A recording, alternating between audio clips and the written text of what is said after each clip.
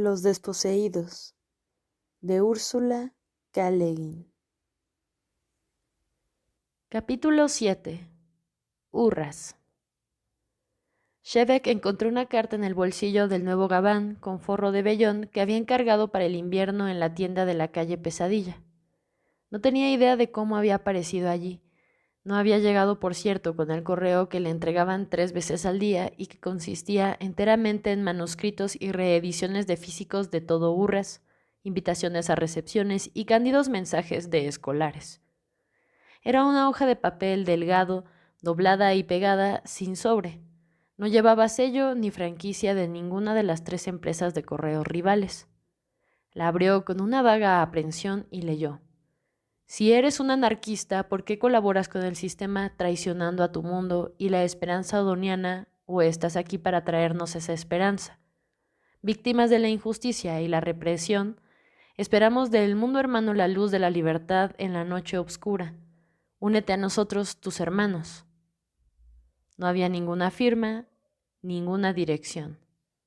Fue para Shevek una conmoción física e intelectual, un sobresalto, no sorpresa, sino una especie de pánico. Sabía que existían, pero ¿dónde estaban? No los había conocido, no había visto uno solo, no había encontrado gente pobre. Habían levantado un muro alrededor de él y él ni siquiera lo había notado. Lo había aceptado como si fuera parte del propietariado de ese mundo. Lo habían elegido por unanimidad, como dijera Chifoilisk, pero no sabía cómo derribar el muro. Y si lo supiera, ¿a dónde podría ir? El pánico lo cercaba, cerrándose cada vez más. ¿A quién pedir ayuda? Estaba todo rodeado por las sonrisas de los ricos. Me gustaría hablar con usted, Efor. Sí, señor. Discúlpeme, señor. Hago sitio para dejar esto aquí. El sirviente depositó con destreza la pesada bandeja, retiró las tapas de los platos, vertió el chocolate amargo que subió en espumas hasta el borde de la taza sin derramarse ni salpicar alrededor. Era evidente que el hombre disfrutaba del ritual del desayuno y de su propia pericia, y que no deseaba ninguna interrupción insólita. A menudo hablaba un diótico perfectamente claro, pero ahora, ni bien Shevek le dijo que quería conversar con él, se refugió en el staccato del dialecto urbano. Shevek había aprendido a entender un poco. El cambio en el valor de los sonidos era consistente una vez que uno lo captaba, pero se le escapaban las apócopes, que suprimían la mitad de las palabras. Era una especie de código, pensaba Shevek, como si los nioti, como se llamaban a sí mismos, no quisieran que la gente de afuera entendiera lo que decían. El sirviente permaneció en pie atento a los deseos de Shevek. Había aprendido a conocer la idiosincrasia de Shevek en la primera semana que Shevek no quería que le acercara la silla o que esperara junto a él mientras comía. La postura erecta, solícita del hombre bastaba para desalentar cualquier esperanza de informalidad.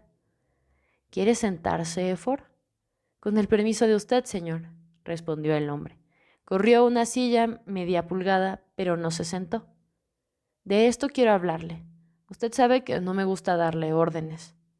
Trato de hacer las cosas a gusto de usted, señor, sin esperar a que me lo ordene. Las hace. No me refiero a eso. Usted sabe, en mi país nadie da órdenes. Eso he oído decir, señor. Bien, quiero conocerlo a usted como mi igual, mi hermano.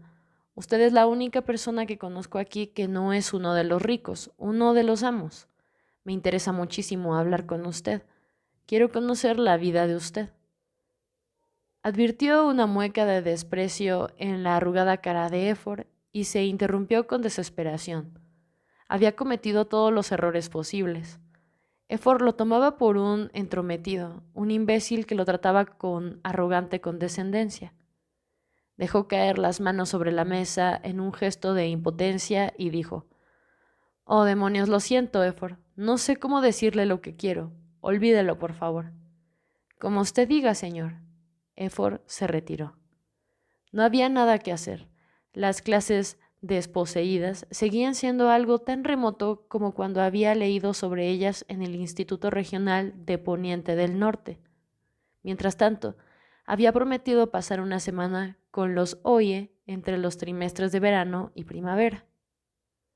Oye lo había invitado a cenar varias veces después de la primera visita, siempre con cierto empaque, como si estuviese cumpliendo un deber de hospitalidad o una orden del gobierno, quizá. En su propia casa, sin embargo, aunque nunca del todo expansivo y confiado con Shebek, era genuinamente cordial. En la segunda visita, los dos hijos de Oye habían decidido que Shebek era un viejo amigo, y evidentemente la confianza de los niños desconcertaba al padre. Se sentía inquieto, no podía aprobarla realmente, pero tampoco podía decir que fuese injustificada. Shebek se comportaba como un viejo amigo, como un hermano mayor.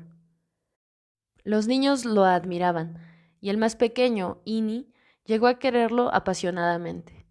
Shebek era tierno, serio, sincero, y les contaba excelentes historias acerca de la luna, pero había algo más. Representaba algo para Ini que él no podía describir. Incluso mucho más tarde todavía, influido de un modo profundo y obscuro por esa fascinación infantil, Ini no encontraba palabras para explicarla, solo palabras que conservaban algún eco de aquella fascinación. La palabra viajero, la palabra exiliado. La única nieve espesa del año cayó aquella semana. Shebek no había visto nunca una nevada de más de 2 o 3 centímetros. La extravagancia, la prodigalidad de la ventisca lo regocijaban. Le deleitaba ver aquel exceso. Era demasiado blanco, demasiado frío, silencioso e indiferente para que el más sincero de los odonianos pudiera llamarlo excrementicio. Verlo como otra cosa que una magnificencia inocente hubiera sido mezquinidad del alma. Ni bien el cielo se aclaró, salió a la nieve con los niños tan entusiasmados como él. Corretearon por el gran jardín de los fondos de la casa, arrojaron bolas de nieve, construyeron túneles, castillos y fortalezas de nieve. Sewa Oye estaba con su cuñada Bea en la ventana, mirando jugar a los niños, al hombre y a la pequeña nutria. La nutria se había construido un tobogán en una de las paredes inclinadas del castillo de nieve y se deslizaba cuesta abajo una y otra vez, chillando excitada. Los chicos tenían las mejillas encendidas. El hombre, los largos cabellos ásperos de una caoba grisáceo sujetos a la nuca con un trozo de cuerda y las orejas encarnadas de frío, cavaba con energía. Aquí no, cava allí. ¿Dónde está la pala? Tengo hielo en el bolsillo, resonaban constantemente las voces infantiles. Ahí tienes a nuestro extraño, dijo Sewa, sonriendo. El más grande de los físicos vivientes, dijo la cuñada. Qué divertido. Cuando entró resoplando y pateando nieve y exhalando el vigor renovado y frío y el bienestar que solo conocen quienes entran en una casa viniendo de la nieve, fue presentado a la cuñada. Shebek extendió la mano, grande, dura y fría, y miró a Bea con ojos afables. ¿Usted es la hermana de Demacre? Dijo. Sí, es idéntica. Y este comentario, que en labios de cualquier otro le habría parecido insípido, le gustó enormemente a Bea. Es un hombre, siguió pensando toda aquella tarde, un hombre auténtico. ¿Qué es eso que hay en él? Se llamaba Bea Doen Oye, a la usanza Ioti. Su marido Doem era presidente de un gran monopolio industrial y viajaba con frecuencia, pasando la mitad de cada año en el extranjero como representante del gobierno. Todo esto le fue explicado a Shebek mientras la observaba. En ella la pequeñez, los colores pálidos de Demacre y los ojos negros y ovales habían sido transmutados en belleza. Los pechos, hombros y brazos eran redondos, suaves y muy blancos. Shebek se sentó al lado de ella en la mesa de la cena. Le miró todo el tiempo los pechos desnudos, empujados hacia arriba por el corpiño rígido. La idea de andar así, semidesnuda, en un tiempo glacial era extravagante. Tan extravagante como la nieve, y los pechos pequeños tenían una blancura inocente, también como la nieve. La curva delicada del cuello se prolongaba en la curva de la cabeza orgullosa, rasurada y grácil. Era en verdad muy atractiva, se dijo Shebek. Es como las camas de aquí, suave, afectada sin embargo. ¿Por qué arrastra las palabras al hablar? Se aferró a aquella voz tenue, a aquellos melindres como una balsa en alta mar, y no se daba cuenta, no sospechaba que se estaba ahogando. Ella regresaría a Nio Ezeiza en tren después de la cena. Había ido solo a pasar el día y no la vería nunca más. Oye tenía un resfriado. Sewa estaba atareada con los niños. Shebek, ¿cree que podría acompañar a Bea a la estación? Santo Dios de Macre, no obligues al pobre hombre a protegerme. No pensarás que hay lobos, ¿verdad? O que los salvajes Mingrats vienen a la ciudad para raptarme y llevarme a los arenes. Quizá mañana me encuentren en las puertas de la estación con una lágrima congelada en un ojo y un ramillete rígido en mis manos pequeñas. Oh, casi me gustaría. Por encima de la voz cascabeleante, tintineante de Bea, la risa rompía como una ola oscura, tranquila, poderosa, que arrastraba todo y dejaba la arena vacía. No se reía del mundo sino de sí misma. La risa oscura del cuerpo que borraba las palabras. Shebek se puso el gabán en el vestíbulo y la esperó en la puerta. Caminaron un rato en silencio. La nieve crujía y chirriaba bajo los pies. ¿En verdad es usted demasiado cortés para... ¿Para qué? Para ser un anarquista, dijo ella con su voz tenue y arrastrada. Era la misma entonación de Pae y de Oye cuando se encontraban en la universidad. Me decepciona. Creía que era usted peligroso e indómito. Lo soy. Ella levantó la cabeza y lo miró de soslayo. Llevaba una chalina escarlata atada por encima de la cabeza. Los ojos parecían muy negros y brillantes contra el color vívido y la blancura de la nieve todo alrededor. Pero ahora me está acompañando mansamente a la estación, doctor Shebek. Shebek, dijo él con suavidad. Nada de doctor. ¿Ese es su nombre completo, primero y último? Él asintió, sonriente. Se sentía bien y vigoroso, disfrutando de aquel aire resplandeciente, el gabán bien cortado, el encanto de la mujer que lo acompañaba. Hoy no lo agobiaban las preocupaciones ni los pensamientos opresivos. ¿Es verdad que una computadora les pone a ustedes los nombres? Sí. Qué horrible que una máquina le ponga el nombre a uno. ¿Por qué horrible? Es tan mecánico, tan impersonal. Pero ¿qué es más personal que un nombre único, que no pertenece a ningún otro? ¿Ningún otro? ¿Usted es el único Shebek? Mientras viva. Hubo otros antes que yo. ¿Parientes, quiere decir? Entre nosotros no cuentan mucho los parentescos, todos somos parientes, ¿se da cuenta? No sé quiénes fueron, salvo una mujer en los primeros años de la colonia. Inventó una especie de cojinete que se utiliza en las máquinas pesadas. Todavía los llaman Shebek. Shebek sonrió una vez, con una sonrisa más ancha. Una buena inmortalidad. Bea parecía sorprendida. Buen Dios, exclamó. ¿Cómo diferencian a los hombres de las mujeres? Bueno, hemos descubierto métodos. Un momento después de la risa de ella estalló, blanda, pesada. Se secó los ojos que le lagrimeaban en el aire frío. Sí, tal vez sea usted indómito. Todos entonces tienen nombres inventados y aprenden un idioma inventado, todo nuevo. ¿Los colonizadores de Anarres? Sí, eran gente romántica, supongo. ¿Y usted no lo es? No, nosotros somos muy pragmáticos. Se puede ser las dos cosas, dijo ella. Shebek no había esperado de ella ninguna sutileza mental. Sí, eso es cierto, dijo. ¿Qué puede ser más romántico que haber venido aquí solo, sin un cuarto en el bolsillo, a interceder por el pueblo de usted? Y entre tanto dejarme corromper por los lujos. ¿Lujos? Las habitaciones de la universidad. Buen Dios, pobrecito. ¿No lo han llevado a ningún sitio decente? A muchos, pero todos iguales. Ojalá pudiera llegar a conocer mejor Ioesella. Solo he visto lo exterior de la ciudad, el envoltorio del paquete. Lo dijo porque desde el comienzo le había fascinado la costumbre Urrasti de envolverlo todo en papel y plástico, y cartón, y hojas de metal laminado, todo muy limpio, todo muy decorativo. La ropa de lavandería, los libros, las legumbres, las prendas de vestir, los medicamentos, todo venía dentro de capas y capas de envoltorio. Hasta los paquetes de papel venían envueltos en varias capas de papel, para que nada estuviera en contacto con nada. Había empezado a pensar que a él también le habían empaquetado. Lo sé. Lo llevaron a ver el Museo Histórico y el Monumento Dubunae y a escuchar un discurso en el Senado.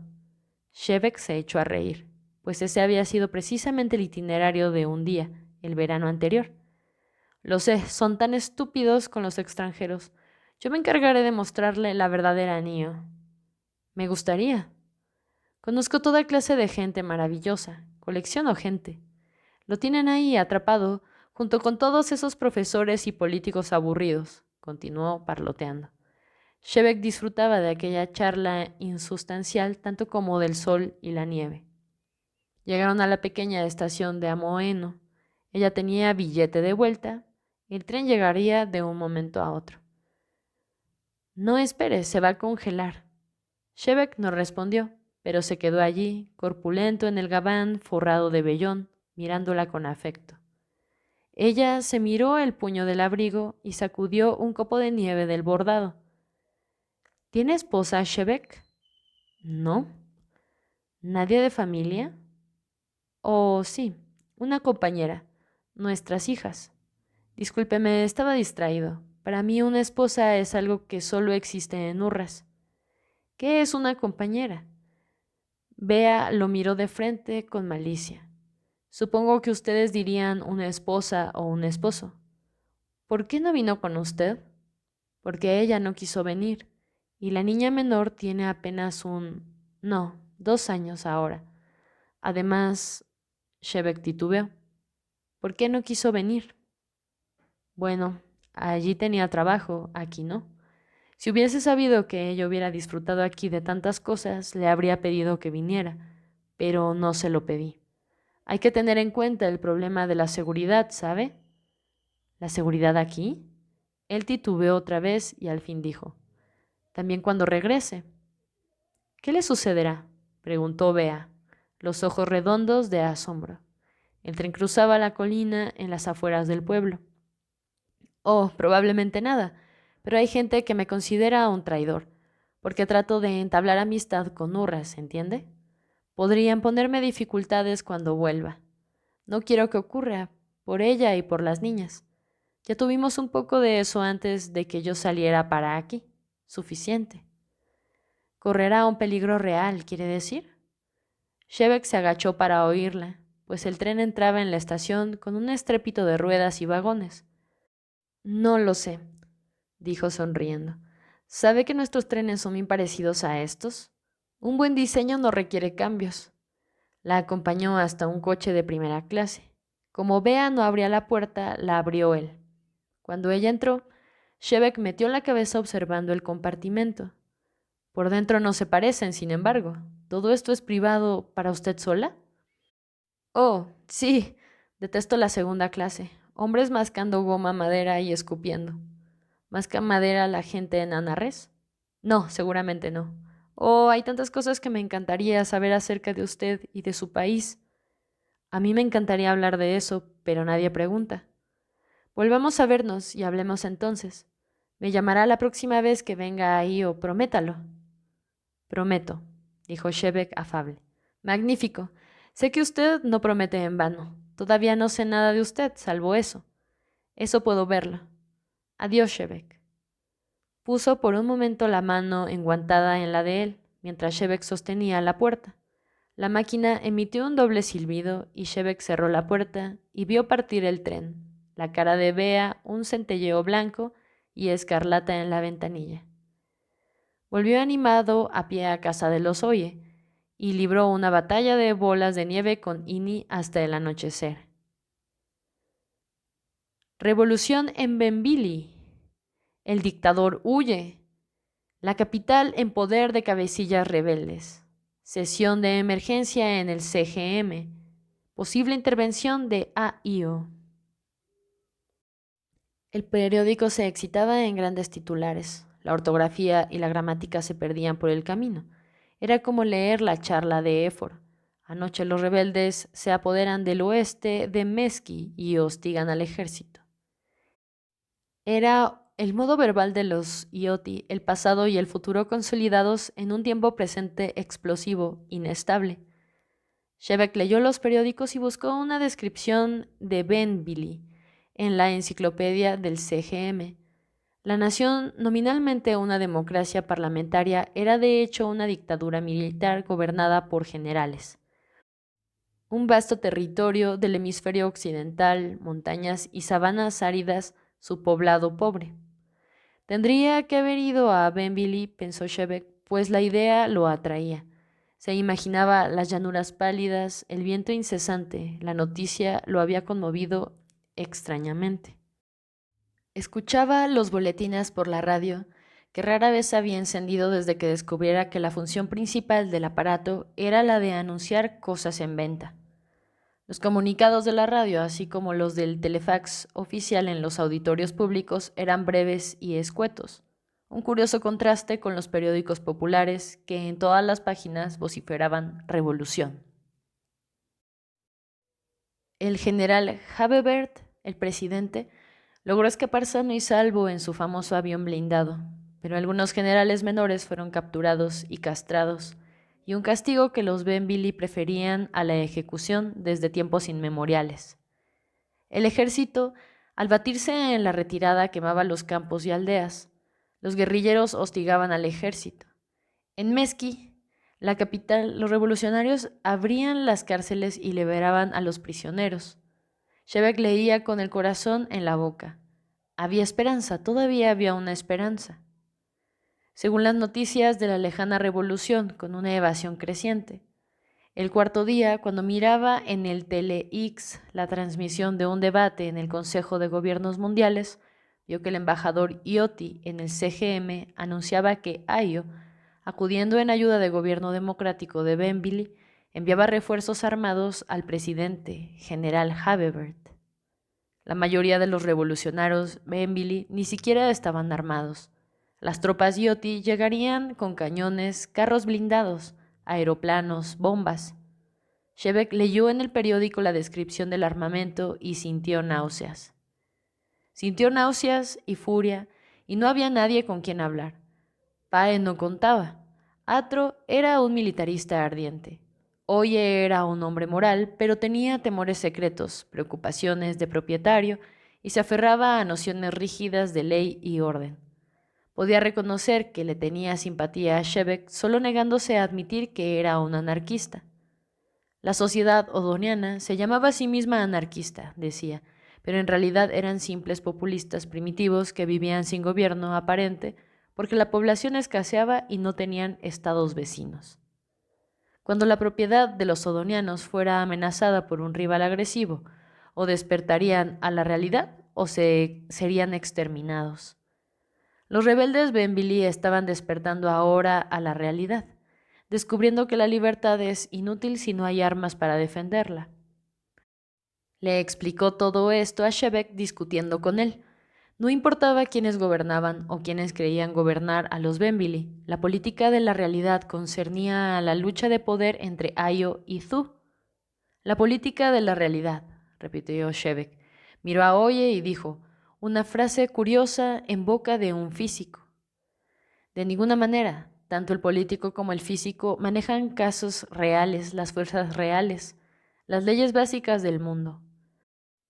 Pone usted a las leyes, esas leyes mezquinas, miserables, destinadas a proteger la riqueza, las fuerzas de los fusiles y las bombas en la misma frase que la ley de la entropía y la fuerza de gravedad. Tenía una mejor opinión de las ideas de usted, de Macre. Oye se encogió ante aquel fulminante estallido de desprecio. No dijo nada más y tampoco Shebeck dijo nada más, pero Oye nunca lo olvidó. Lo recordó siempre como el momento más bochornoso de su vida, pues si Shebeck, el iluso Shebeck, el utopista ingenuo, lo había hecho callar tan fácilmente, ya era bochornoso. Pero si Shebeck, el físico, y el hombre a quien no podía menos que querer y admirar, cuyo respeto anhelaba merecer como si fuera de una calidad más pura que el respeto común de los demás, si ese Shebeck lo despreciaba, entonces el bochorno era intolerable y tenía que ocultarlo, arrumbarlo por el resto de sus días en el rincón más oscuro del alma. También en Shebeck el tema de la revolución Benville había agravado ciertos problemas. en particular el problema de su propio silencio. Le era difícil desconfiar de la gente con quien estaba. Había sido educado en una cultura que confiaba deliberada y constantemente en la solidaridad, en la ayuda mutua. Ajeno a muchos aspectos de esta otra cultura, que no entendía del todo, conservaba aún los hábitos de toda una vida. Daba por sentado que la gente sería solidaria, confiaba en ellos. No obstante, las advertencias de Chifoilisk, que había tratado de desechar, volvía a él una y otra vez, fortalecidas por lo que ahora veía y sospechaba. Le gustara o no, tendría que aprender a desconfiar, tenía que callar, ser reservado, conservar el poder de negociación. Hablaba poco esos días y escribía menos. El escritorio era una muralla de papeles insignificantes. Las escasas notas de trabajo las llevaba siempre encima en uno de los numerosos bolsillos Urrasti. Nunca olvidaba dejar en blanco la computadora de mesa que tenía en el escritorio. Sabía que estaba a un paso de definir la teoría temporal general que tanto interesaba a los Yoti para los vuelos por el espacio y para el prestigio de la nación. También sabía que aún no lo había conseguido y que acaso no lo conseguiría y que nunca se lo había confesado a nadie abiertamente. Antes de partir de Anarres, había creído tenerla al alcance de la mano. Había desarrollado las ecuaciones, Sabul lo sabía, y le propuso una reconciliación, un reconocimiento a cambio de la oportunidad de imprimirlas y alcanzar la gloria. Había rechazado a Sabul, pero no había sido un gesto noble, moral. El gesto moral, al fin y al cabo, hubiera sido entregarlas a la imprenta del sindicato de iniciativas, y tampoco lo había hecho. No estaba muy seguro de estar en condiciones de publicar la teoría. No era del todo perfecta, había que depurarla. Y puesto que había estado trabajando 10 años, no importaba que se tomara un poco más de tiempo para pulirla y quitarle cualquier imperfección. Aquella pequeñez que no era del todo perfecta le parecía un error cada vez más grave, una pequeña falla en el razonamiento, una gran falla, una resquebrajadura en los cimientos mismos. La noche antes de dejar a Narres había quemado todos los papeles de la teoría general. Había llegado a Urras sin nada. Durante medio año, como dirían ellos, había estado engañándolos. ¿O se había estado engañando a él mismo? Era perfectamente posible que una teoría general de la temporalidad fuese una meta ilusoria. También era posible que él no fuera el hombre destinado a unificar la secuencia y la simultaneidad en una teoría general. Había estado intentándolo durante 10 años y no lo había conseguido. Los matemáticos y los físicos, los atletas del intelecto, triunfan en plena juventud. Era más que posible, probable, que estuviese consumido, acabado. Sabía perfectamente que siempre tenía esas mismas depresiones y temores justo antes de los momentos más creativos. Descubrió que quería alentarse a sí mismo con este argumento, y lo enfureció su propia ingenuidad.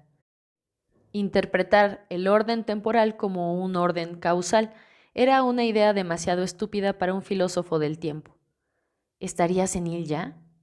Más le valdría ponerse a trabajar en la tarea insignificante pero práctica de clarificar el concepto de intervalo. Quizá pudiera servirle a algún otro. Pero aún así, aún hablando con otros físicos del problema, tenía la impresión de que estaba reprimiendo algo, y ellos lo sabían.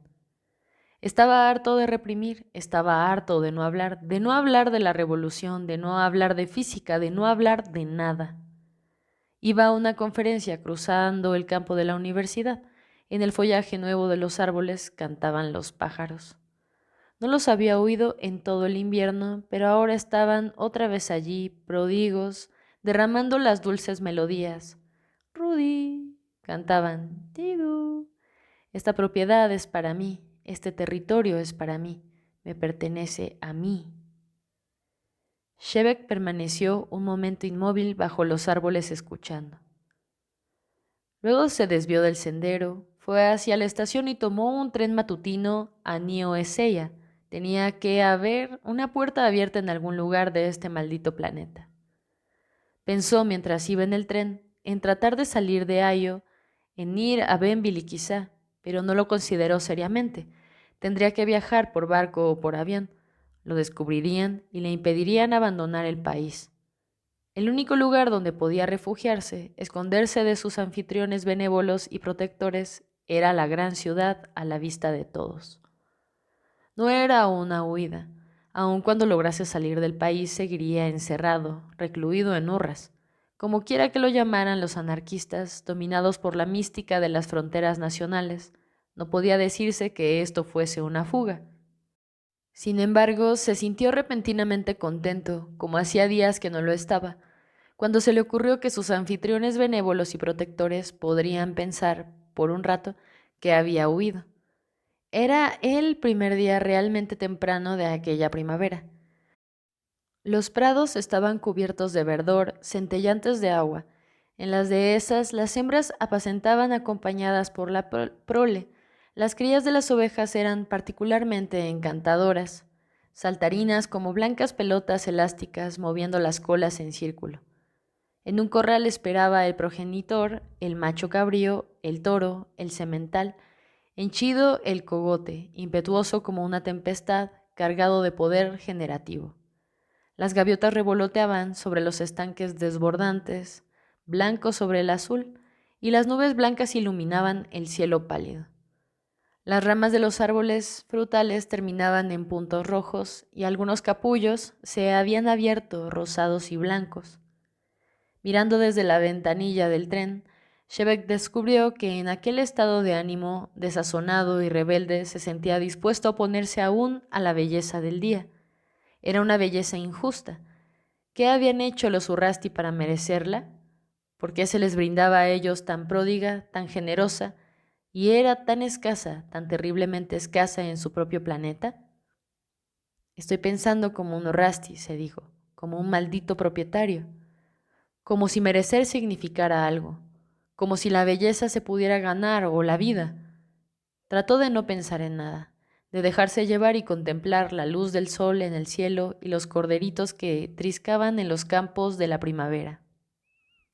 Nio Ezella, una ciudad de 5 millones de almas, asomó con sus delicadas torres centellantes del otro lado de las marismas verdes del estuario, como una urbe de brumas y luz solar.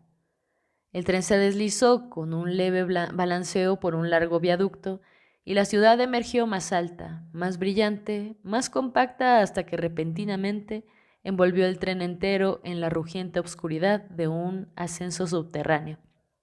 20 rieles juntos, para liberarlo luego, junto con los pasajeros en los enormes y brillantes recintos de la estación central, bajo la cúpula de marfil y de azur, la cúpula más grande, decían, que la mano del hombre hubiera levantado alguna vez en cualquiera de los mundos.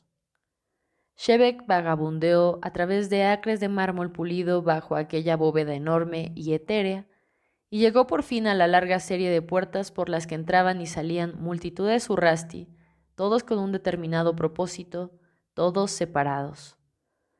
Todos tenían para él rostros ansiosos. Ya antes había observado esa misma ansiedad en las caras de los urrasti y se había preguntado cuál sería la causa. ¿Sería porque aunque tuvieran mucho dinero, estaban siempre preocupados por ganar más, por el temor de morir en la pobreza? ¿Se sentirían culpables porque aunque tuvieran muy poco dinero, siempre había alguien que tenía menos? Cualquiera que fuese la respuesta, todos los rostros se parecían. Shebeck se sintió terriblemente solo. Al escapar de la custodia de guías y guardianes, no había previsto cómo se sentiría a solas en una sociedad de hombres desconfiados, en la que la premisa moral básica no era la ayuda mutua, sino la agresión mutua. Estaba un poco atemorizado. Había imaginado vagamente que iría de un lado a otro por la ciudad y hablaría con la gente, con miembros de la clase desposeída, si había aún algo así, o de las clases trabajadoras como ellos las llamaban. Pero toda esa gente pasaba de largo, presurosa, ocupada, nada dispuesta a conversaciones ociosas, a perder un tiempo valioso.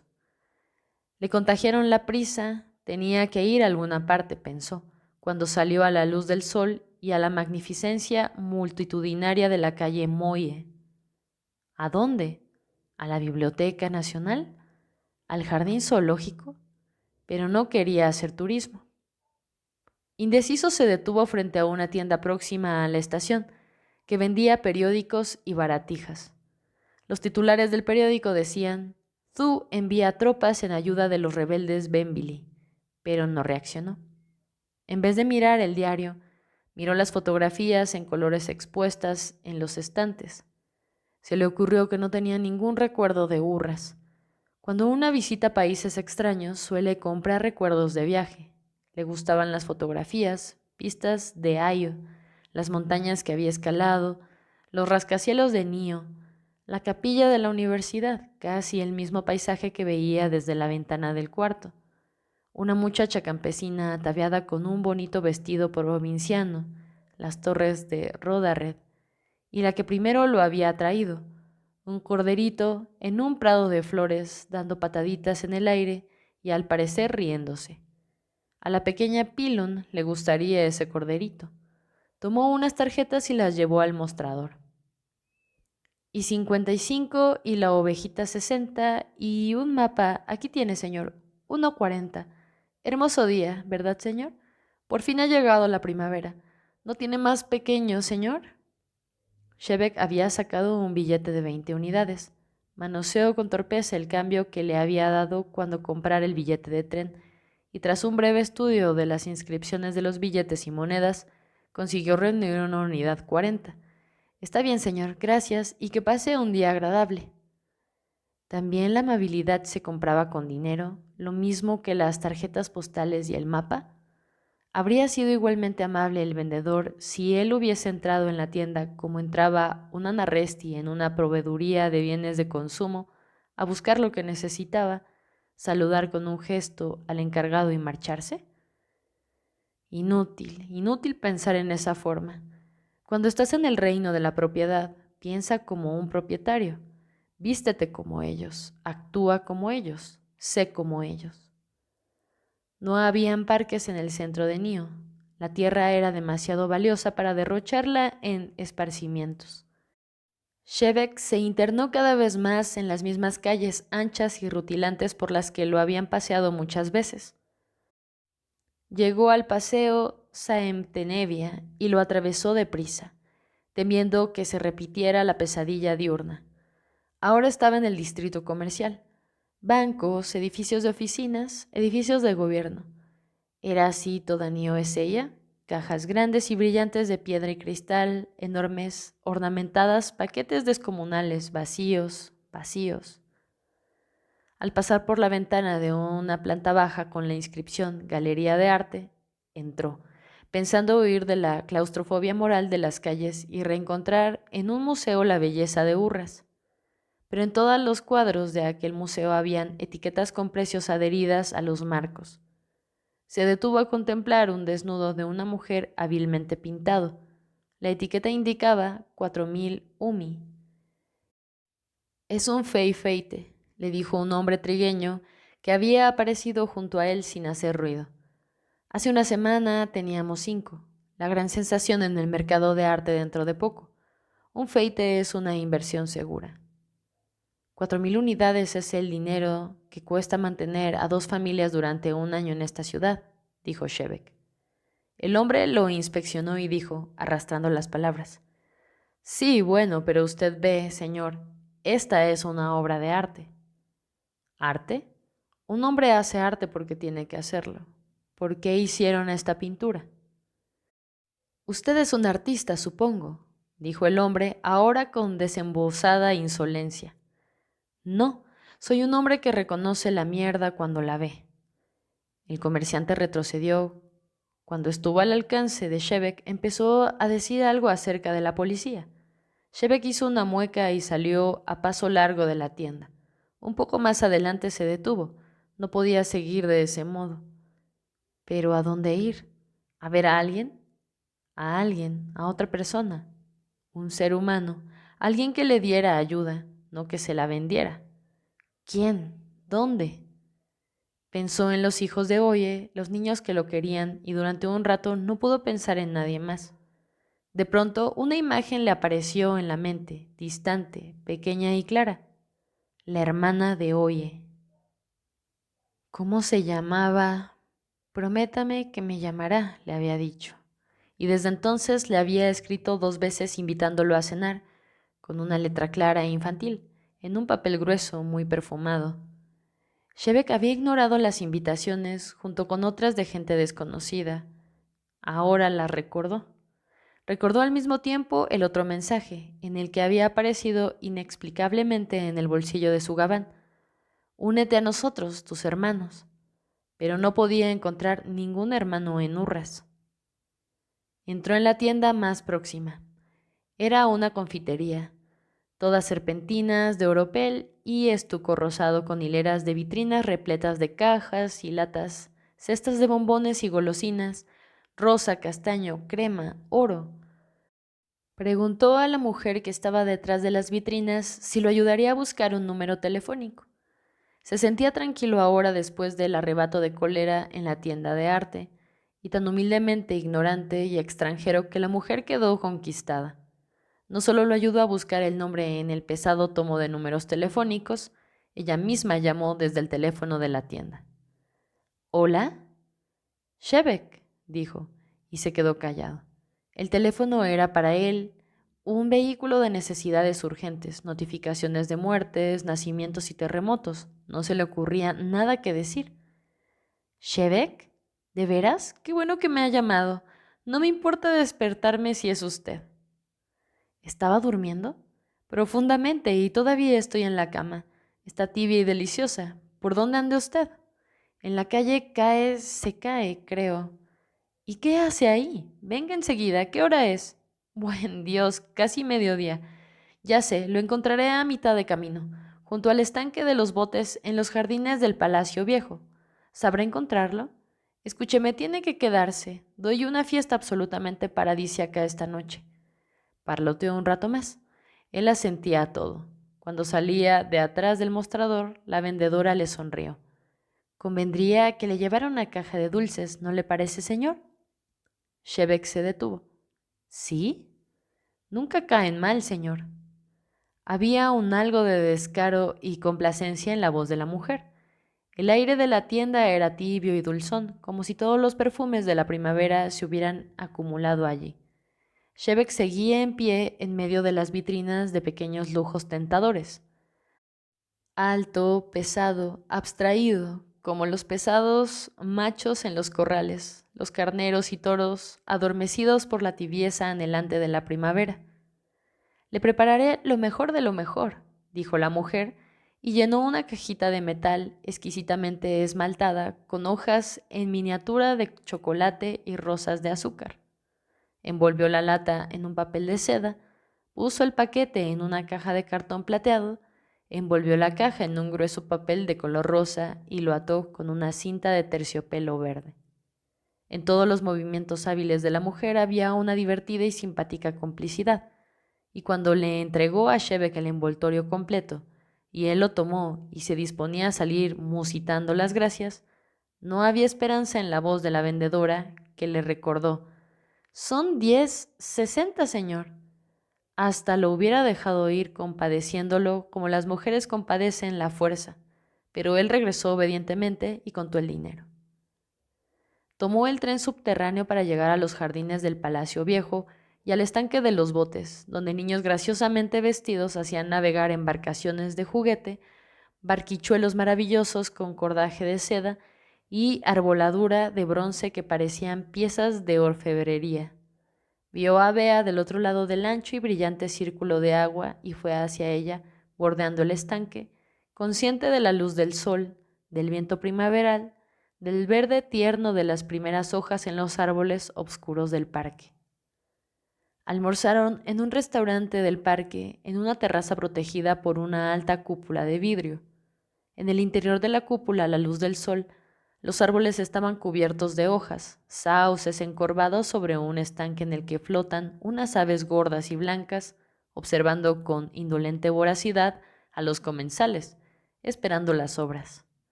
Bea no se encargó de ordenar la comida, poniendo en claro que era Shebek quien estaba a cargo de ella, pero unos camareros hábiles le aconsejaron con tanta delicadeza que él quedó convencido de que lo había resuelto todo, y por fortuna tenía dinero de sobra en los bolsillos. La comida era excelente. Nunca había paladeado sabores tan sutiles. Acostumbrado a 2 comidas diarias, solía pasar por alto el almuerzo de los Urrasti, pero hoy comía de todo, mientras Bea picoteaba delicadamente como un pajarito. Al fin no pudo más, y ella se rió del aire afligido de Shebek. Comí demasiado. Una pequeña caminata le sentará bien.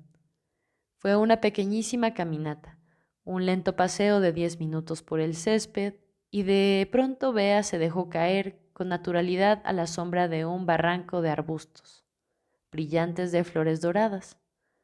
Shebek se sentó junto a ella. Recordó una frase de Teikberg mientras miraba los gráciles pies de Bea, decorados con zapatitos blancos de tacones muy altos. Una aprovechada del cuerpo, llamaba Teikberg a las mujeres que utilizaban la sexualidad como un arma contra los hombres en una lucha competitiva. Bea era por su aspecto la aprovechada del cuerpo más consumada. Los zapatos, el vestido, los cosméticos, las joyas, los gestos, todo en ella era provocación. Toda ella era tan elaborada y ostentosamente un cuerpo femenino que casi no parecía un ser humano. Encarnaba toda la reprimida sexualidad que los Gioti solo expresaban en sueños, en novelas y poemas, en infinitas pinturas de desnudos femeninos, en la música, las curvas y las cúpulas arquitectónicas, las golosinas, los baños, los colchones. Era la mujer que se insinuaba en la tersura curvilínea de las mesas. Se había espolvoreado la cabeza, enteramente afeitada, con un talco que contenía diminutos copos de mica, de manera que un ligero centelleo atenuaba la desnudez de los contornos. Vestía un chal o estola de una tela transparente, bajo la cual las formas y la textura de los brazos desnudos parecían suavizadas y protegidas. Tenía los pechos cubiertos. Las mujeres yoti no salían a la calle con los pechos desnudos. Reservaban la desnudez para sus propietarios. Unos pesados brazaletes de oro le adornaban las muñecas y en el hueco de la garganta contra la piel tersa brillaba solitaria una gema azul. ¿Cómo se sostiene ahí? ¿Qué? Como ella no veía la gema, podía fingir que no sabía de qué hablaba Shebek, obligándolo a señalarla, quizá pasar la mano por encima de los pechos para tocar la gema. Shebek sonrió y la tocó. ¿Está pegada? Ah, eso.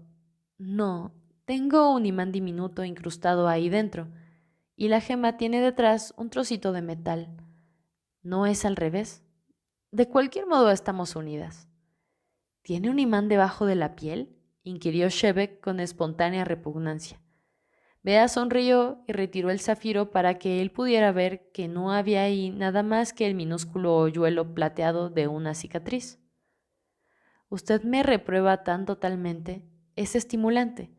Tengo la sensación de que por mucho que diga o haga, no puedo caer más bajo en la opinión de usted, porque ya he tocado fondo. No es así, protestó él. Se daba cuenta de que ella estaba jugando, pero sabía poco acerca de las reglas del juego. No, no. Sé reconocer el horror moral cuando lo veo, como ahora. Bea hizo un mohín de desesperación. Los dos se echaron a reír. ¿Tan distinta soy realmente de las mujeres Anarresti? Oh, sí, realmente. Son todas tremendamente fuertes y musculosas, llevan botas y tienen pies grandes y planos y ropas sensatas y se afeitan una vez por mes. No se afeitan. ¿Nunca? ¿En ninguna parte? Oh, Dios, hablemos de otra cosa. ¿De usted? Shebek se recostó sobre la barranca herbosa, bastante cerca de Bea como para quedar envuelto en los perfumes naturales y artificiales que ella exhalaba.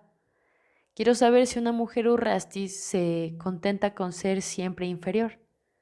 ¿Inferior a quién? A los hombres. Oh, eso. ¿Qué le hace pensar que soy inferior?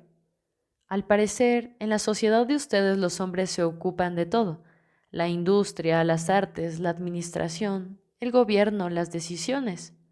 Y durante toda la vida ustedes llevan el apellido del padre y el apellido del esposo. Los hombres van a la escuela y ustedes no. Ellos son siempre los maestros, los jueces, la policía, el gobierno, ¿no es así? ¿Por qué permiten que lo dominen todo? ¿Por qué no hacen lo que se les antoja? Es que lo hacemos. Las mujeres hacen exactamente lo que se les antoja y no tienen que ensuciarse las manos, ni usar cascos de bronce o pasarse las horas gritando en el directorio. ¿Pero qué es lo que hacen ustedes? ¿Qué hacemos? Gobernar a los hombres naturalmente. ¿Y sabe una cosa? No corremos peligro diciéndolo porque ellos no lo creen. Dicen, ¡Jua, jua! ¡Qué mujercita tan graciosa! Y te dan una palmadita en la cabeza y se van con un tintineo de medallas muy satisfechos. ¿Y también ustedes se sienten satisfechas? En verdad yo sí. No lo creo. ¿Por qué no está de acuerdo con los principios de usted? Los hombres siempre tienen teorías y las cosas han de acomodarse a esas teorías. No se trata de ninguna teoría, es porque veo que usted no está contenta, que es una mujer inquieta e insatisfecha, peligrosa. ¿Peligrosa? Bea rió radiante. ¡Qué cumplido tan maravilloso! ¿Por qué soy peligrosa, chef? Bueno, porque sabe que a los ojos de los hombres usted es una cosa, un objeto que se posee, que se compra y se vende, y solo piensa en engañar al propietario, en vengarse. Ella le puso la manita sobre la boca. Calle, dijo. Sé que no quiere ser grosero, le perdono, pero ya basta y sobra. Esta hipocresía enfureció a Shev y también la idea de que quizá la había ofendido de veras. Aún sentía en los labios el roce fugaz de la mano de Bea. Lo siento, dijo. No, no. ¿Cómo va a comprender viniendo de la luna? Y además, usted no es más que un hombre. Le diré una cosa, sin embargo. Si a una de esas hermanas allá en la luna le da usted la oportunidad de secarse las botas, de tomar un baño de aceite y depilarse, de ponerse un par de sandalias bonitas y una gema en el ombligo y perfume, se sentiría encantada. Y a usted también le encantaría. Claro que le encantaría, pero no lo harán, pobrecitos, con esas teorías que tienen. Todos hermanos y hermanas y nada de diversión. Tiene razón, le dijo Shebek. Nada de diversión, nunca. En Anarres nos pasamos el día cavando para extraer el plomo de las entrañas de las minas, y cuando llega la noche, después de nuestra ración de 3 granos de holum cocido en una cucharada de agua salobre, recitamos a coro las máximas de Odo, hasta la hora de irnos a la cama. Lo que hacemos todo por separado y con las botas puestas.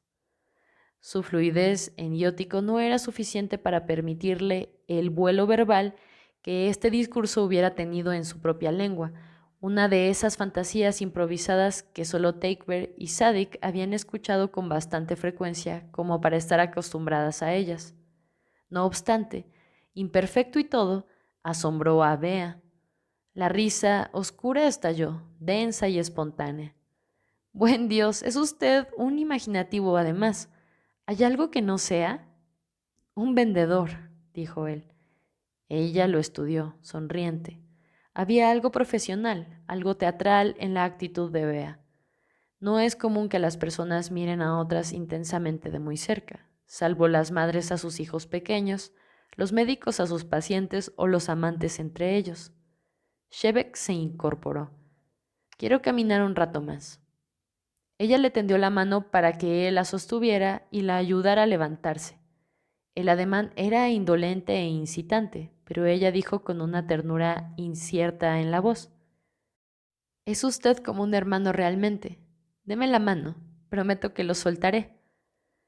Vagabundearon por los senderos del gran jardín, entraron en el palacio conservado como museo de la antigua realeza, porque Bea dijo que le encantaba ver las joyas que había allí. Retratos de señores y príncipes arrogantes los miraban desde las paredes tapizadas de brocado y los mantos tallados de las chimeneas. Los salones desbordaban de plata y oro, y cristal y maderas raras y tapices y joyas. Los guardianes estaban en pie detrás de las cordones de terciopelo. Los uniformes de color negro y escarlata armonizaban con el esplendor, los cortinados de filigrana de oro, los cobertores de plumas entrelazadas, pero las caras parecían fuera de lugar. Eran caras aburridas, cansadas de estar todo el día de pie entre gente extraña en una tarea inútil. Shebek y Bea se acercaron a una vitrina en la que se exhibía el manto de la reina Teaea, confeccionado con la piel curtida de unos rebeldes desollados vivos, el manto que aquella mujer terrible y provocadora había llevado 400 años atrás cuando en medio del pueblo castigado por la peste iba a orar a Dios para que pusiera fin a la plaga. Para mí se parece terriblemente a la cabritilla, dijo Bea, examinando el andrajo descolorido, deteriorado por el tiempo. Miró a Shebek. ¿Se siente bien? Creo que me gustaría irme de este sitio. Una vez afuera, ya en los jardines, Shebek recobró el color, pero miró con odio los muros del palacio. ¿Por qué ese afán de preservar la ignominia? Pero no es más que historia. Esas cosas ya no ocurren más, replicó Bea. Lo llevó a una función teatral vespertina, una comedia sobre matrimonios jóvenes y suegras, con muchos chistes sobre la copulación, en lo que nunca se mencionaba la copulación. Shebek trataba de reírse cuando Bea se reía. Luego fueron a un restaurante del centro, un lugar de inverosímil opulencia. La cena costó 100 unidades. Shebek apenas comió, pues había comido al mediodía, pero cedió a la insistencia de Bea y bebió 2 o 3 copas de vino, que era más agradable de lo que había pensado y parecía no tener ningún efecto mental deletéreo. No tenía dinero suficiente para pagar la cena, pero Bea no se inmutó, limitándose a sugerirle que extendiera un cheque, cosa que él hizo. Luego fueron a un coche de alquiler hasta el apartamento de Bea. También le permitió que pagara al conductor. ¿Sería posible, se preguntaba, que Bea fuese en realidad una prostituta, esa entidad misteriosa? Pero las prostitutas que Odo describía eran mujeres pobres y Bea con seguridad no lo era. Su fiesta, la fiesta que le había hablado, la estaban preparando su cocinero, su doncella y su despensero. Además, los hombres de la universidad hablaban de las prostitutas con menosprecio, como criaturas procaces, mientras que Bea, pese a las constantes insinuaciones, se mostraba tan sensitiva y reacia a hablar abiertamente de cualquier tema sexual que Shebek cuidaba de su lenguaje como si estuviera en Anarres conversando con una tímida niña de 10 años. En suma, no sabía qué era exactamente Bea. Las habitaciones de Bea eran amplias y suntuosas, con ventanales que daban a las luces centellantes de Nio y enteramente amuebladas en blanco hasta las alfombras. Pero Shebek empezaba a ser insensible al lujo y además tenía muchísimo sueño. Los invitados no llegarían hasta dentro de 1 hora. Mientras Bea se cambiaba de ropa, se quedó dormido en un enorme sillón blanco. La doncella movió algo sobre la mesa haciendo ruido y Shebek despertó en el momento en que Bea reaparecía, ataviada ahora con un formal traje de noche, una larga falda yoti plegada desde las caderas que le dejaba el torso desnudo. En el ombligo le resplandecía una joya pequeña, como en las películas que viera con Tirin y Vedap hacía un cuarto de siglo en el Instituto Regional de Ciencias de Poniente del Norte, exactamente igual. Despierto a medias y totalmente excitado, le clavó los ojos. Ella lo miró a su vez, insinuando una sonrisa. Se sentó en una banqueta almohadillada cerca de Shebek para poder mirarlo a la cara. Se arregló los pliegues de la falda blanca sobre los tobillos y dijo: «Ahora cuénteme cómo son realmente las cosas entre hombres y mujeres en Anarres». Era inverosímil. La doncella y el empleado de la despensa estaban en la sala.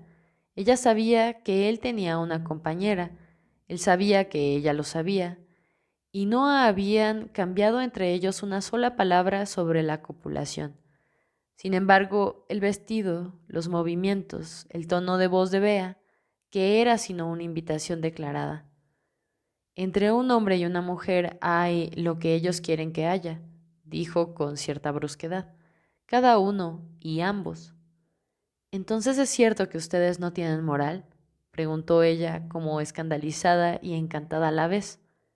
No sé lo que quiere decir. Ofender a una persona allí significa lo mismo que ofenderla aquí.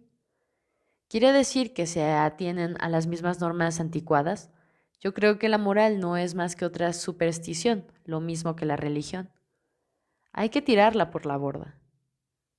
Pero mi sociedad, dijo Shebeck, completamente desorientado, es un intento de alcanzarla, tirar por la borda la moralina. Sí, las normas, las leyes, los castigos, para que el hombre pueda ver el bien y el mal y decidir entre ellos. Así que ustedes tiran por la borda todos los haz y no hagas.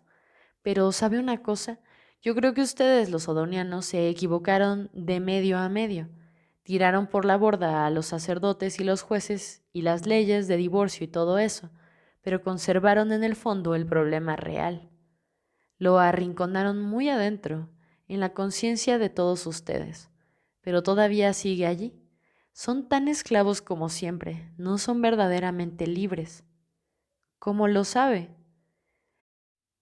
Leí un artículo en una revista sobre el odonianismo, dijo ella, y hemos estado juntos todo el día. No lo conozco a usted, pero sé algunas cosas. Sé que hay una reina Teaea dentro de usted, dentro de esa cabeza peluda que tiene, y le da órdenes como antes a sus siervos, la vieja tirana. Le dice, haz esto, y usted lo hace, y no hagas eso, y usted no lo hace. Está donde tiene que estar, dijo Shebeck sonriendo, en mi cabeza. No, mejor sería tenerla en un palacio. Así usted podría rebelarse contra ella. Tendría que rebelarse. El tatarabuelo de usted lo hizo. Al menos huyó a la luna, escapó. Pero llevó consigo a la reina Teaea, y ahí la tienen todavía. Puede ser, pero he aprendido en Anarres que si me ordenan que haga daño a otra persona, me hago daño a mí mismo. La misma hipocresía de siempre. La vida es una lucha y el más fuerte gana. Todo lo que hace la civilización es ocultar la sangre y disfrazar el odio con palabras bonitas. La civilización de ustedes tal vez, la nuestra no oculta nada, todo está a la luz. Allí la reina Teaea no se pone la piel de otro. Hay una sola ley que respetamos, solo una, la ley de la evolución humana. La ley de la evolución es la supervivencia del más fuerte. Sí, y los más fuertes en cualquier especie social son más sociales, en términos humanos, más éticos. ¿Ya ve? Nosotros no tenemos en Anarres ni víctimas ni enemigos, solo nos tenemos los unos a los otros. No es fuerza lo que se gana haciendo daño, solo debilidad. A mí no me importa herir y no herir, no me importa la otra gente, que a nadie le importa por lo demás. Los que dicen lo contrario fingen. Yo no quiero fingir, yo quiero ser libre. Pero vea, empezó a decir Shebeck con ternura porque el vehemente alegato lo había conmovido, pero en ese momento sonó la campanilla de la puerta. Bea se levantó, se alisó la falda y avanzó sonriendo a recibir a los invitados. En el transcurso de la hora siguiente llegaron 34 personas. Al principio Shebeck se sentía malhumorado, descontento y aburrido. Era otra de aquellas reuniones en las que todo el mundo iba y venía con copas en las manos, sonriendo y hablando en alta voz. Pero al rato le pareció más entretenida. Se iniciaron discusiones y polémicas. La gente se sentaba para conversar, empezaba a recordarle una reunión en Anarres. Se pasaban fuentes de delicados pasteles y trozos de carne y de pescado. Un camarero atento llenaba incesantemente las copas. Shebeck aceptó un trago. Hacía meses ya que veía cómo los Urrasti engullían el alcohol sin que nadie pareciera enfermarse. El brebaje sabía a medicamento, pero alguien le explicó que en su mayor parte era agua carbonatada, que a Shebeck le gustaba. Tenía sed y lo bebió de un sorbo. Un par de hombres estaban decididos a hablar de física con él. Uno de ellos era bien educado, y Shebeck logró esquivarlo durante un tiempo, pues le molestaba hablar de física con un lego. El otro era prepotente y Shebeck no pudo eludirlo, pero descubrió irritado que le era mucho más fácil conversar con él. El hombre lo sabía todo, aparentemente, porque tenía montones de dinero. Tal como yo lo veo, informó a Shebek, esa teoría de la simultaneidad de usted niega el hecho más obvio, el hecho de que el tiempo pasa. Bueno, en física somos cautelosos con lo que llamamos hechos. No es lo mismo que en los negocios, dijo Shebek con mucha afabilidad y mansedumbre, pero había algo en aquella mansedumbre que quizá hizo que Bea, que se encontraba cerca conversando con otro grupo, se volviera a escuchar. Dentro de los términos estrictos de la teoría de la simultaneidad, la sucesión no sería un fenómeno físicamente objetivo, sino un fenómeno subjetivo. Deje de asustar a De Harry y explíquenos en media lengua lo que eso significa, dijo Bea. La perspicacia de ella hizo sonreír a Shebek. Bien, nosotros pensamos que el tiempo pasa, fluye y nos deja atrás. Pero, ¿y si somos nosotros los que nos adelantamos del pasado al futuro, siempre descubriendo lo nuevo? Sería como leer un libro, ¿se da cuenta? El libro está todo allí, todo al mismo tiempo entre la tapa y la contratapa. Pero si usted quiere leer la historia y comprenderla, ha de comenzar por la primera página y seguir adelante, siempre en orden. El universo sería pues un libro inmenso y nosotros lectores muy pequeños. Pero el hecho muestra, replicó de Harry, que experimentamos el universo como una sucesión, un transcurso, en cuyo caso, ¿para qué sirve esa teoría de que en un plano más alto todo puede ser eternamente coexistente? Divertido para ustedes los teóricos, tal vez, pero no tiene ninguna explicación práctica, ninguna relación con la vida real, a menos que haga posible construir una máquina del tiempo, agregó con una suerte de tensa, fingida jovialidad. Pero no solo experimentamos el universo como una sucesión, dijo Shebek. ¿Usted nunca sueña, señor de Harry? Se sintió orgulloso de haber llamado señor a alguien por una vez. ¿Qué relación tiene? Es solo la conciencia. Nuestra conciencia parece lo que experimenta el transcurso del tiempo. Para un bebé el tiempo no existe. Él no puede separarse del pasado y comprender cómo ese pasado se relaciona con el presente, ni imaginar cómo el presente podría relacionarse con el futuro. No sabe que el tiempo pasa. No comprende la muerte. La mente inconsciente del adulto sigue siendo una mente infantil. En un sueño tampoco hay tiempo y la sucesión es trastocada, y la causa y el efecto se confunden. En el mito y la leyenda no existe el tiempo. ¿A qué tiempo pasado se refiere el cuento cuando dice había una vez? Y así, cuando la razón se funde con el inconsciente, el místico ve que todo se transforma en una existencia única y comprende el eterno retorno. Sí, los místicos, dijo con vehemencia el hombre más tímido. Tebores, en el 8.º milenio, escribió, la mente inconsciente coexiste con el universo. Pero no somos bebés, lo interrumpió de Harry, somos hombres racionales. ¿Es esa simultaneidad de usted una especie de regresividad mística? Hubo una pausa mientras Shebek se servía un pastelillo que no deseaba y lo comía. Ese día ya había perdido una vez los estribos y se había puesto en ridículo. Con una vez bastaba.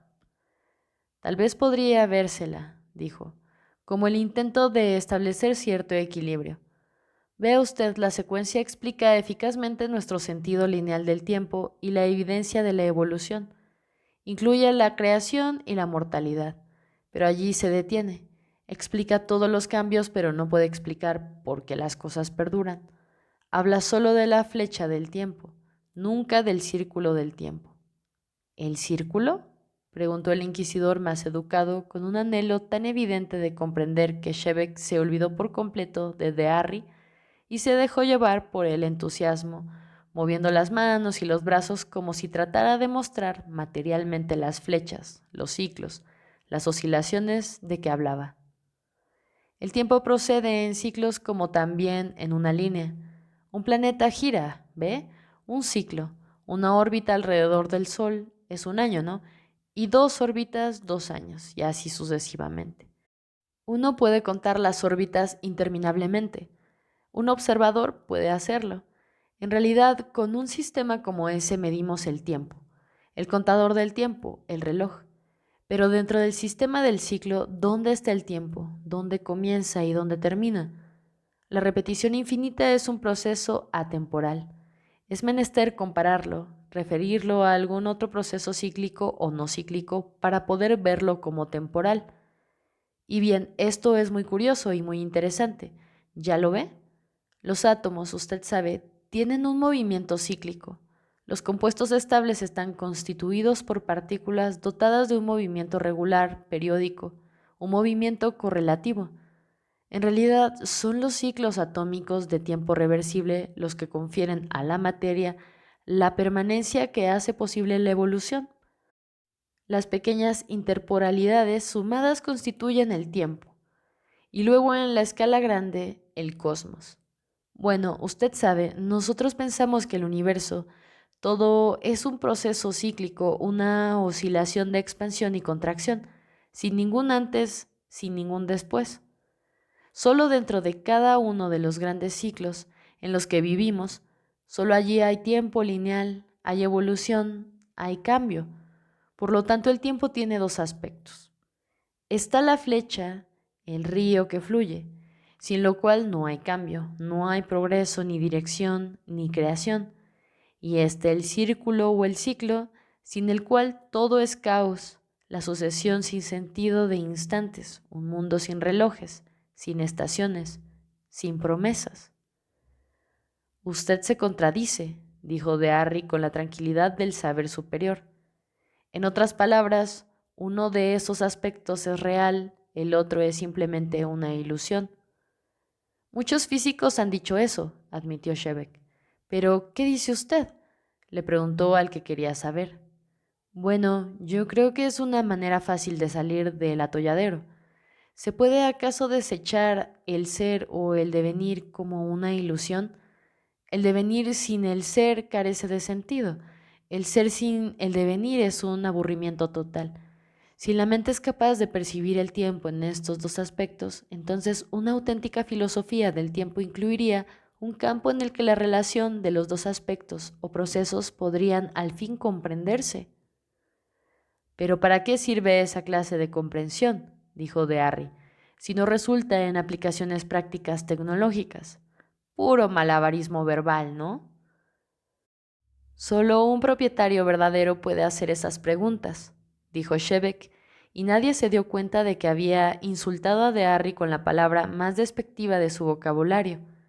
En realidad, Dearry movió la cabeza afirmativamente, aceptando el cumplido con satisfacción. Bea, en cambio, advirtió la tensión y estalló de pronto. En realidad no entiendo una palabra de lo que dice, ¿sabe? Pero me parece que si entendí bien lo del libro, que realmente todo existe ahora, ¿no podríamos entonces predecir el futuro? ¿Si ya está aquí? No, no, dijo el hombre más tímido sin ninguna timidez. No está como un diván o como una casa. El tiempo no es el espacio. Usted no puede dar un paseo alrededor del tiempo. Bea sintió con vivacidad, como si en verdad estuviera contenta de que le hubiesen dado una lección. Como envalentonado por haber echado a la mujer fuera de los ámbitos del pensamiento elevado, el hombre tímido se volvió a de Harry y dijo: A mí me parece que la física temporal tiene aplicación en el campo de la ética. ¿Está usted de acuerdo, doctor Shebeck? ¿Ética? Bueno, no sé. Yo hago fundamentalmente matemática, usted sabe. Usted no puede desarrollar ecuaciones del comportamiento ético. ¿Por qué no? Dijo Derry. Shebeck lo ignoró. Pero es verdad, la filosofía del tiempo implica una ética, pues nuestro sentido del tiempo nos permite separar la causa y el efecto, los medios y los fines. El bebé nuevamente, el animal. Ellos no ven la diferencia entre lo que hacen ahora y lo que ocurrirá porque lo hacen. Ellos no pueden hacer una polea o una promesa. Nosotros podemos. Adviniendo la diferencia entre el ahora y el no ahora, podemos relacionarnos. Y ahí entra la moral, la responsabilidad. Decir que por medios malos puedo obtener fines buenos equivale exactamente a decir que si tiro de la cuerda de esa polea, levantaré el peso de aquella otra. Romper una promesa es negar la realidad del pasado y negar por lo tanto la esperanza del futuro real. Si tiempo y razón son funciones recíprocas. Si nosotros somos criaturas temporales, entonces será mejor que lo sepamos y tratemos de aprovecharlo lo mejor posible, de actuar de modo responsable. Pero mira una cosa, dijo Dearry, con la inefable satisfacción de su propia sagacidad. Ha dicho hace un momento que en el sistema de la simultaneidad de usted no hay pasado ni futuro, solo una suerte de eterno presente. Si es así, ¿cómo puede uno ser responsable por el libro que ya está escrito? Lo único que puede hacer es leerlo. No queda ninguna opción, ninguna libertad. Ese es el dilema del determinismo. Usted tiene toda la razón. Está implícito en el pensamiento simultaneísta, pero también el pensamiento secuencial tiene su dilema. Es así, para pintarle un cuadro un poco disparatado. Usted le tira una piedra a un árbol y si usted es un simultaneísta, la piedra ya ha golpeado contra el árbol. Y si usted es un secuencista, nunca alcanzará el árbol. ¿Qué elige usted entonces? Quizá prefiera tirar piedras sin pensarlo más, sin elegir. Yo prefiero el camino difícil y elijo las dos interpretaciones. ¿Cómo? ¿Cómo las reconcilia? Preguntó el hombre tímido con seriedad. Shebeck estuvo a punto de reírse de desesperación. No lo sé, he estado trabajando mucho tiempo en eso. En última instancia, la piedra golpea el árbol. Ni la pura secuencia ni la pura unidad podrán explicarlo. Nosotros no queremos pureza, sino complejidad, la relación de causa y efecto, de medio y fin. Nuestro modelo del cosmos tiene que ser tan inagotable como el cosmos mismo, una complejidad que solo incluya la duración, sino también la creación, no solo el ser, sino el devenir, no solo la geometría, sino la ética. No es una respuesta lo que buscamos, sino el modo de formular la pregunta. Todo está muy bien, pero son respuestas lo que la industria necesita, dijo Dearry. Shebeck se volvió lentamente. Lo observó un rato y no dijo nada. Se hizo un silencio pesado en el que Bea saltó, graciosa e inconsecuentemente a su tema de la predicción del futuro. Había otros interesados y pronto todos empezaron a narrar sus experiencias con adivinos y clarividentes. Shebeck resolvió no decir nada más. No importaba lo que le preguntasen. Estaba más sediento que nunca. Permitió que el camarero le volviera a llenar la copa y bebió aquella cosa efervescente de sabor agradable. Miró alrededor de la sala, tratando de tranquilizarse, observando a otra gente. Pero estos también se comportaban de una manera muy emocional para ser Yoti. Gritaban, reían a carcajadas. Se interrumpían unos a otros. En un rincón una pareja se entretenía en las preliminares de un juego sexual. Shebeck miró para otro lado con repugnancia. Hasta en el sexo eran tan egoístas. Acariciarse y copular en presencia de gente sin pareja era tan grosero como comer en presencia de un hambriento. Volvió la atención al grupo que lo rodeaba. Habían abandonado el tema de la predicción y se habían volcado a la política. Estaban todos discutiendo sobre la guerra, sobre cuál sería el próximo paso de Zhu, cuál el próximo paso de Ayo, cuál el del CGM. ¿Por qué solo hablan en abstracto? Inquirió intempestivamente, preguntándose mientras hablaba por qué estaba hablando cuando había resuelto no hacerlo. No solo nombres de países, son gentes que se están matando unos a otros. ¿Por qué van los soldados? ¿Por qué un hombre va a matar a desconocidos? Pero si los soldados están cara a eso, dijo una mujercita rubia con un ópalo en el ombligo. Varios hombres empezaron a explicarle a Shebeck el principio de la soberanía nacional. Bea los interrumpió. Pero déjenlo hablar. ¿Cómo resolvería usted el embrollo, Shebeck? La solución está a la vista. ¿Dónde? Anarres. Pero lo que hacen ustedes en la luna no resuelve nuestros problemas aquí. El problema del hombre es siempre el mismo, supervivencia, especie, grupo, individuo.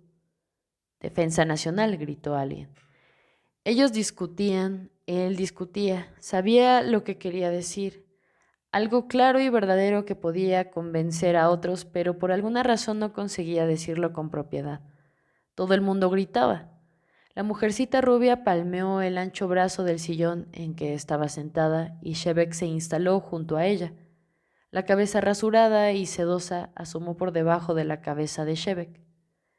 «Hola, hombre de la luna», dijo. Bea se había unido a otro grupo durante un rato, pero ahora estaba otra vez cerca de él.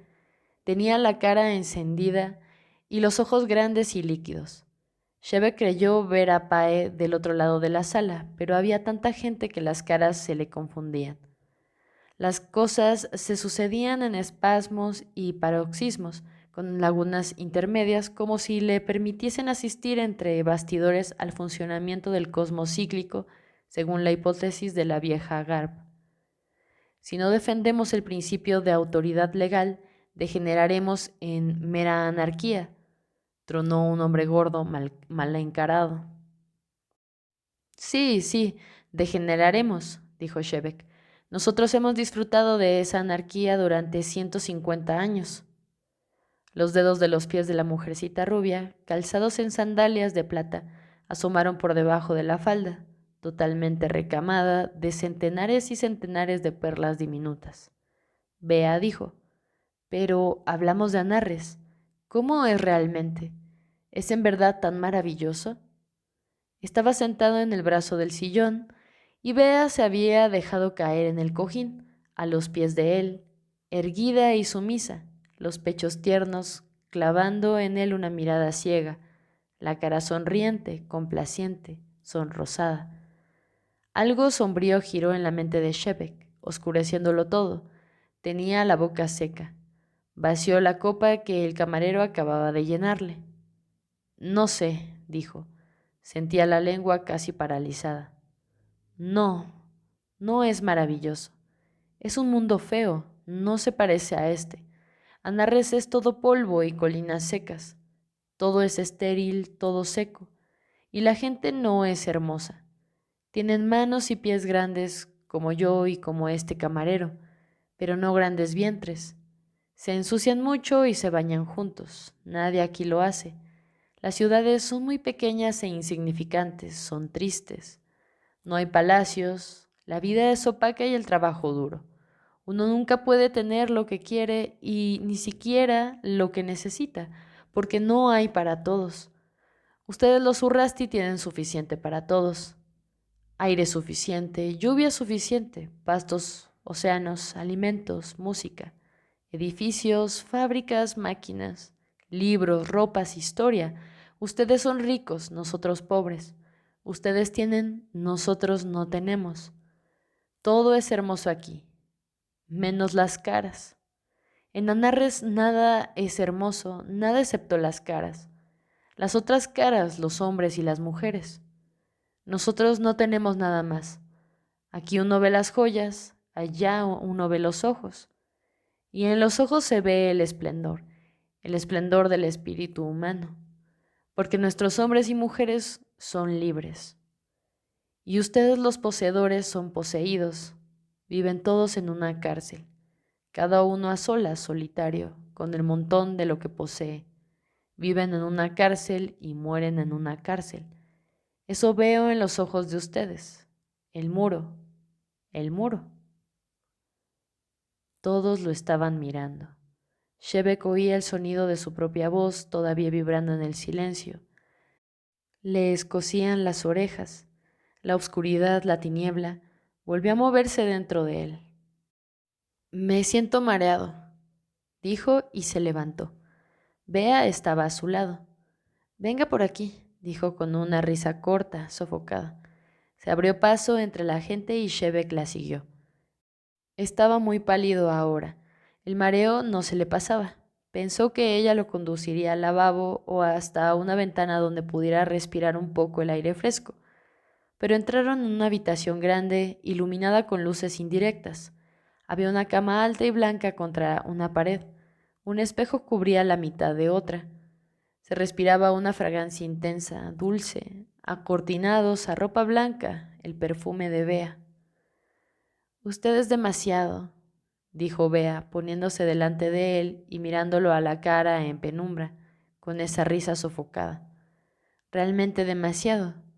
Usted es imposible. Magnífico. Le puso las manos sobre los hombros. Oh, las caras de todos. Se merece un beso. Y alzándose sobre las puntas de los pies, le ofreció la boca, la garganta blanca, los pechos desnudos. Él la abrazó y la besó en la boca, empujándole la cabeza hacia atrás, y luego en la garganta y los pechos. Al principio Bea cedió, blanda como si no tuviera huesos. Luego se resistió un poco con pequeñas contorsiones, riendo y empujándolo débilmente y diciéndole: «Oh, no, no, pórtese bien ahora. A ver, vamos, tenemos que volver a la fiesta. No, Shebek, serénese, no puede ser». Él no la escuchaba. La arrastró hacia la cama y ella fue con él, aunque sin dejar de hablar, tironeando con una mano de las complicadas prendas que vestía. Shebek logró abrirse el pantalón. Faltaba el vestido de Bea, la cinta con un lazo colgante pero ceñido al talle que le sujetaba la falda y que no conseguía desatar. «Bueno, basta», dijo ella. «No ahora, escuche, Shebek, no puede ser, ahora no. No he tomado un anticonceptivo. En buen lío me veré. Si me quedo llena, mi marido vuelve dentro de 2 semanas. No, suélteme». Pero él no podía soltarla. Tenía la cara apretada contra la carne perfumada, sudorosa, tierna. «Escuche, no me estropee el vestido. La gente se dará cuenta, por favor. Espere, podemos arreglarlo, podemos buscar un sitio donde encontrarnos. Tengo que cuidar mi reputación. No puedo confiar en la doncella. Espere un poco. Ahora no. Ahora no. Ahora no». Asustada al fin por aquella urgencia ciega, por la fuerza de Shebek, le puso las 2 manos contra el pecho y lo empujó todo lo que pudo. Él dio un paso atrás, confundido por aquella voz aguda, asustada, y por aquella lucha, pero no podía detenerse. La resistencia de ella lo excitaba todavía más. La estrechó contra él y el semen saltó contra la seda blanca del vestido. «Suélteme, suélteme», le repetía Bea en el mismo murmullo agudo. Shebek la soltó. Se sentía aturdido. Manoteó el pantalón tratando de cerrarlo. «Lo siento, pensé que usted quería». «Por amor de Dios», dijo Bea, mirándose la falda a la luz mortecina mientras tironeaba de los pliegues para quitársela. «Realmente ahora tendré que cambiarme el vestido». Shebek seguía en pie, inmóvil, la boca abierta, respirando con dificultad. Las manos colgantes, de pronto dio media vuelta y salió atolondradamente de la media luz de la habitación. De regreso a la sala iluminada de la fiesta, trastabilló entre la gente amontonada, tropezó con una pierna, encontró el camino bloqueado por cuerpos, ropas, joyas, pechos, hojas, llamas de bujías, muebles. Tropezó contra una mesa. Sobre ella había una fuente de plata con pasteles de carne, crema y hierbas dispuestos en círculos concéntricos como una enorme flor pálida. Shebek abrió la boca para tomar aliento, cayó doblado sobre la mesa y vomitó sobre la fuente de plata. «Lo llevaré a casa», dijo Pae. «Llévalo, por favor», dijo Bea. «¿Estuviste buscándolo, Sayo?» «Oh, un poco. Felizmente Demacre te telefoneó. Él se alegrará de veros seguramente. No tendremos ningún problema con él. Se desvaneció en el vestíbulo. ¿Puedo usar tu teléfono antes de irme?» «Dale mis cariños al jefe», dijo Bea con malicia. Oye, había ido al piso de su hermana acompañado por Pae y se marchó con él. Se sentaron en el asiento medio de la gran limusina del gobierno de la que Pae disponía siempre, mediante una simple llamada, la misma que había llevado a Shebek desde el puerto el verano anterior. Ahora yacía en el asiento trasero, tal como ellos lo habían dejado. «¿Estuvo con tu hermana todo el día, Demacre?»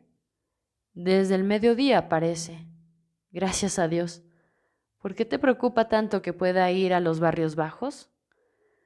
Cualquier odoniano está ya convencido de que somos una caterva de esclavos asalariados y oprimidos. ¿Qué diferencia hay si ve algunas pruebas? No me importa lo que él vea, lo que no queremos es que lo vean a él. ¿No has leído los periódicos o las octavillas que circulaban la semana pasada en la ciudad vieja sobre el precursor? El mito, el que vendrá antes del milenio, un extranjero, un paria, un exiliado, trayendo en las manos vacías el tiempo por venir. Citaban eso, uno de esos malditos arranques de humor apocalíptico propios del populacho. Buscan un mascarón de proa, un catalizador. Hablan de una huelga general. Nunca aprenderán.